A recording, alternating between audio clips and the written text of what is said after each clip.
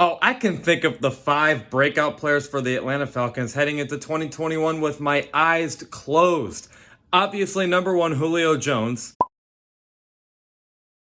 No, you don't understand. Julio Jones is going to have a breakout 2021 as a Falcon. As a Falcon, damn it, as a Falcon! What's going on, Falcons fans? Logan here. Welcome back to another episode of Rise Up Rundown, and if you're new here, welcome.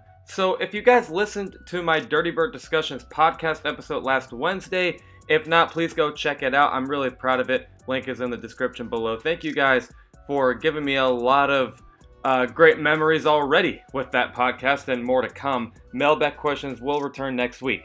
I went over the top 3 Atlanta Falcons 2021 rookies that have a chance of having a really good season in 2021. Well, in this list, we're going to go over just overall the top 5 Atlanta Falcons players that could break out in 2021. And that does include both rookies and veterans. And there are some rookies on this list, there are some veterans on this list. And I tried to be as realistic as possible. Let me know what you guys think in the comments below of this video. I will try and respond to all of them. Let's get straight into it. Number 1, I actually was legitimately trying to find someone else that wasn't this player because I was like, is he the number 1 player that could have another breakout season here? But I cannot really find anyone else that's going to have a bigger breakout year than Calvin Ridley. I just couldn't. He really puts in that work. I mean, I'm not disappointed in it, obviously. I just kind of was trying to find someone new, I guess, if that makes sense, instead of the same guy. But I just couldn't. I think Calvin Ridley is the number 1 player to possibly have a breakout year in 2021.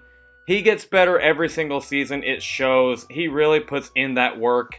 And he does have a new set of he has a new set of coaches to work with, and a really good group of receivers to work with as well. So obviously that's a plus.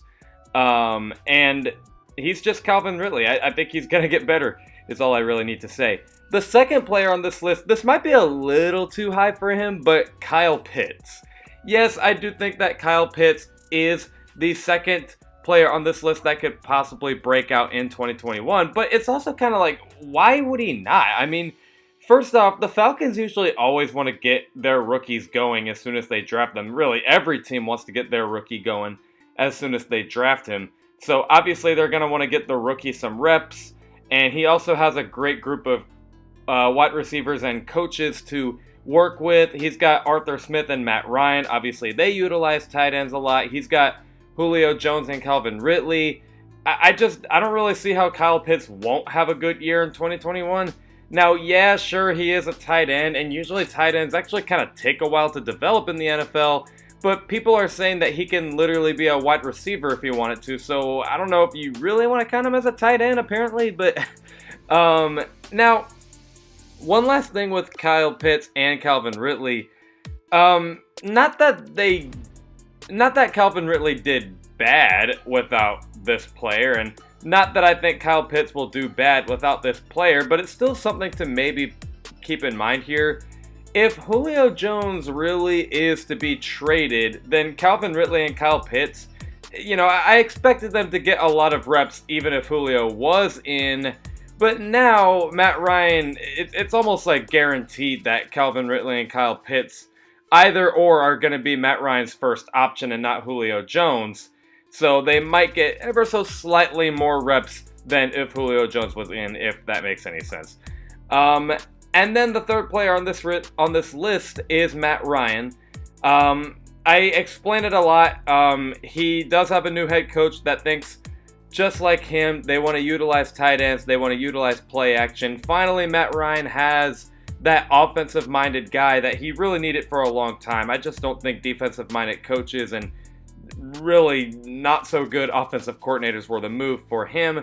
Now, if Arthur Smith is as good as advertised, then there you go. Matt Ryan could be very good here. He's got a good group of weapons to work with, and supposedly whenever Matt Ryan gets a good tight end, like Tony Gonzalez in 2012, Austin Hooper in 2016, they usually go pretty far in the playoffs apparently, so I guess Matt Ryan, now that he has Kyle Pitts, is going to go far.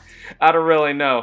And One last thing to note here is I feel like Matt Ryan does kind of know his time is coming to an end very soon, because like he had an interview saying, you know, I don't remember exactly how, it was something on the lines of like, you know, I know I can't play forever, but I still think I have like a lot left in the tank.